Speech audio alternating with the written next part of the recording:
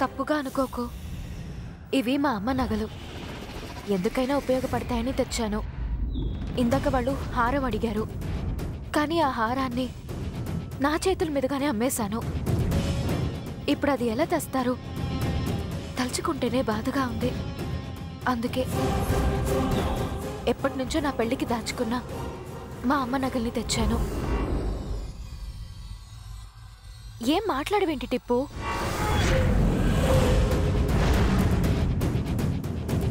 టిప్పు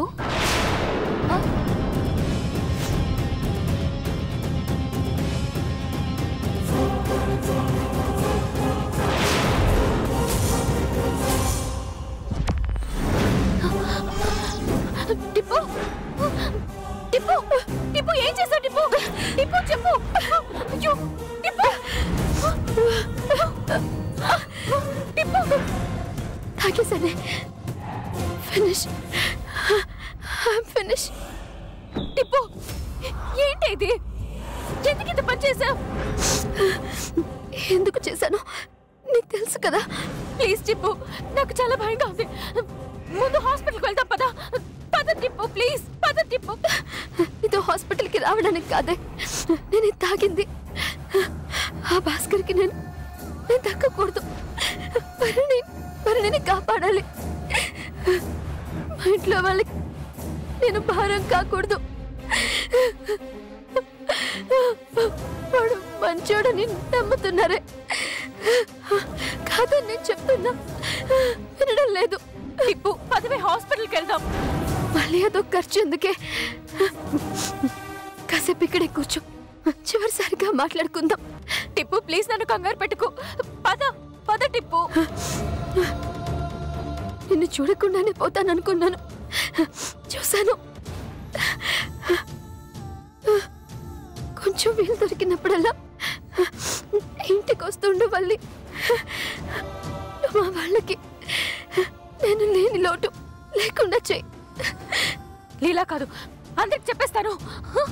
ఆగు, ఇప్పుడు అందరికీ చెప్తే పెళ్ళింట్లో చెడైపోతుంది. నేను పోయాక చెప్తే చెప్పు. ఇప్పుడు చెప్పి పోయే ముందు ఆ మాటలు నా చెవిన పడేలా చేయకు. చావునైనా మనశ్శాంతిగా చావని. టిప్పు ఆ మాట పదే పదే అనకే, నువ్వు బతుకుతావు. నేను బతికించుకుంటాను. టిప్పు నీకేం కాదు.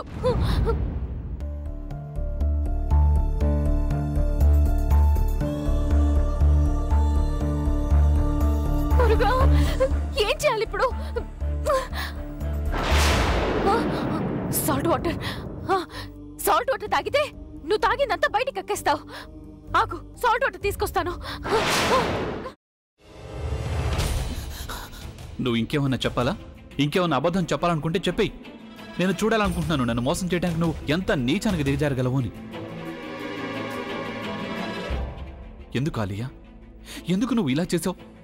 నీకు తెలుసు కదా, నానమ్మ తర్వాత నీ ఒక్కదానిని కదా నేను పూర్తిగా నమ్మేది. ఏమన్నావు నువ్వు? ఈ మధ్య అన్నిటినీ మర్చిపోతున్నావా? అది చాలు. వాటిలో ఉన్న శక్తి విషయాన్ని గ్రహించి మనకు వివరిస్తాయి.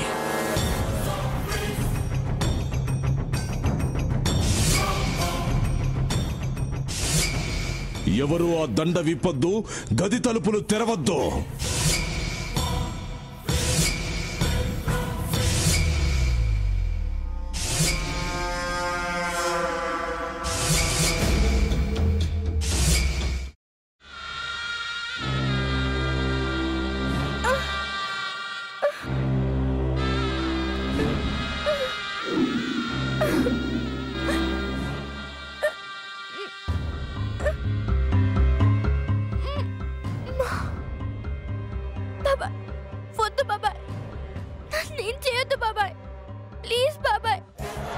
నిజం తెలిసినప్పుడే నా ఆలోచనలో నువ్వు చచ్చిపోయావు.